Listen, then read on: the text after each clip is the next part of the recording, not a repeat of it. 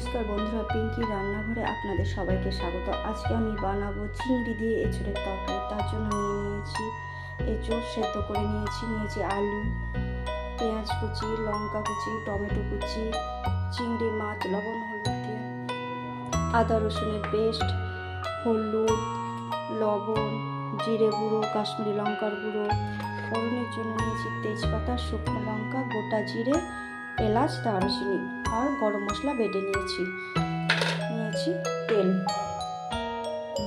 কড়াই গরম হয়েছে, কড়াইয়ের মধ্যে আমি তেল দিয়ে দিচ্ছি। এবার আলুগুলো দিয়ে আমি ভেজে নেব।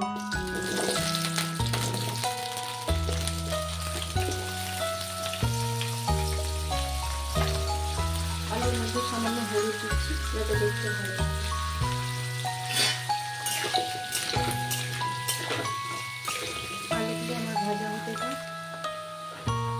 আলু লাল লাল হয়ে ভাজা হয়ে গেছে, এবার আমি আলুগুলো তুলে নেব।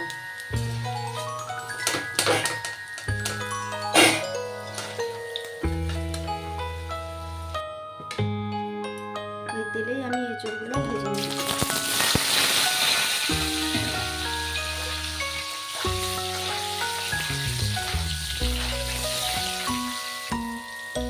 এঁচোড় ভাজা হয়ে গেছে, তুলে নিচ্ছি।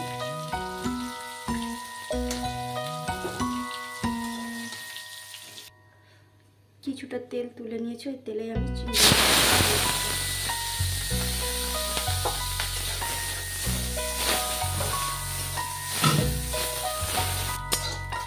চিংড়ি মাছগুলো লাল লাল হয়ে ভাজা হয়ে গেছে, এবার নামিয়ে নেব। চিংড়ি মাছগুলো নামানো হয়ে গেছে, এবার তেল দিয়ে দিচ্ছি।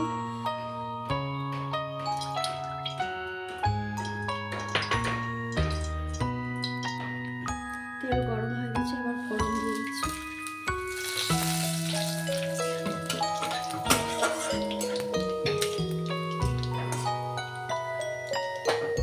কুচানো পেঁয়াজগুলো দিয়ে দিচ্ছি।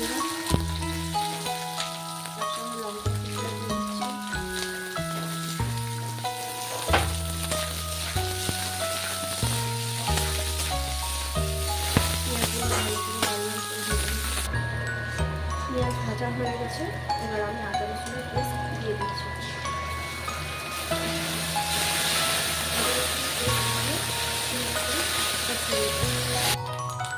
আদা রসুন কষানো হয়ে গেছে, এবার আমি লবণ, হলুদ, জিরে গুঁড়ো, কাশ্মীরি লঙ্কার গুঁড়ো দিয়ে দিচ্ছি। আমি ভালোভাবে আবারও কষে নিচ্ছি। এবার টমেটো কুচিগুলো দিয়ে দিচ্ছি।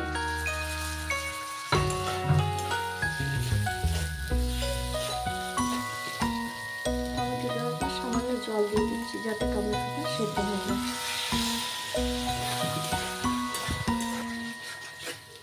মশলা কষানো হয়ে গেছে, টমেটোগুলো খুব সুন্দর গলে গেছে, মশলা থেকে তেল ছেড়ে গেছে। এবার আমি এঁচোড় আর আলু দিয়ে দিচ্ছি।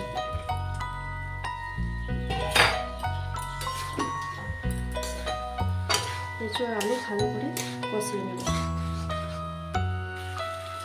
এঁচোড় আলু মশলার সঙ্গে কষিয়ে নিয়েছি, এবার এর মধ্যে সামান্য গরম জল দিয়ে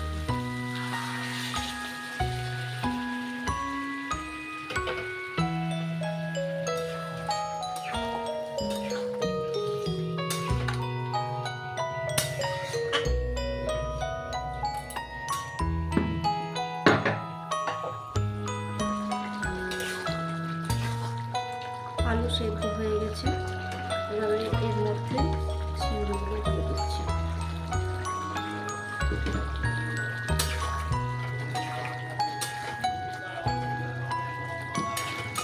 5 মিনিট তারপর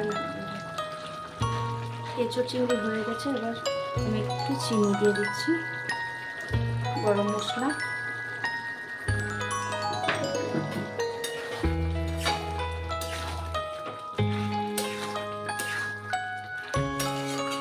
তরকারিটা ফুটে গেলে আমি নামিয়ে নেব।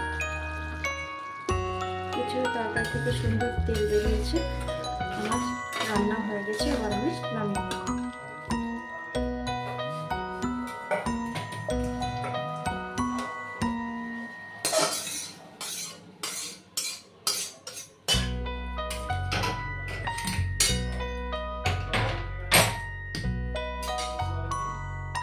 রান্নাটা কেমন হয়েছে অবশ্যই কমেন্টে জানাবেন।